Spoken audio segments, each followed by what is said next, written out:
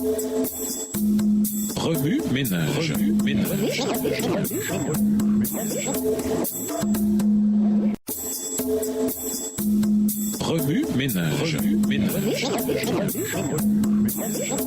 Bienvenue dans votre émission. Remue ménage. Nous voilà à la leçon de vendredi. S'interroger. Partagez les idées tirées de votre verset à mémoriser et de l'étude biblique de cette semaine, de même que toute découverte, observation et question avec votre classe de l'école du sabbat ou votre groupe d'études bibliques. Considérez les questions à discuter suivantes avec le reste du groupe. Selon vous, pourquoi Dieu a-t-il permis aux premiers croyants adventistes de commettre une erreur dans leurs interprétations? Quel en était le but? Pendant les 13 années environ qui ont suivi ces conclusions, William Miller n'a pas fait grand-chose de sa compréhension révolutionnaire de la Bible. Pourquoi une telle hésitation? De quelle manière réagissons-nous à la parole de Dieu et la partageons-nous avec les autres de manière semblable? La vérité de la seconde venue était nouvelle et proclamée avec un sentiment d'urgence. Comment pouvons-nous entretenir la fraîcheur et l'urgence de cette vérité pour nous aujourd'hui, même si pour beaucoup d'entre nous c'est quelque chose que nous connaissons depuis longtemps? Dieu a utilisé un fermier pour prêcher des milliers de sermons sur le retour de Jésus. Qu'est-ce que cela nous apprend sur les personnes qualifiées pour prêcher, pour partager le message de Dieu aujourd'hui? Comment peut-on être considéré comme sage dans le contexte de Matthieu 25 tout en étant endormi? À quoi ressemble cette expérience? Il semble que les vierges folles avaient pris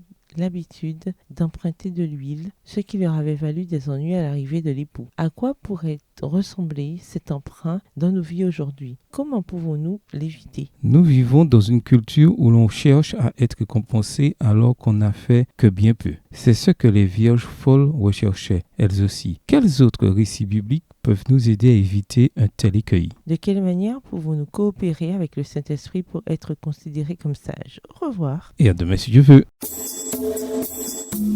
Remue ménage. Remue ménage.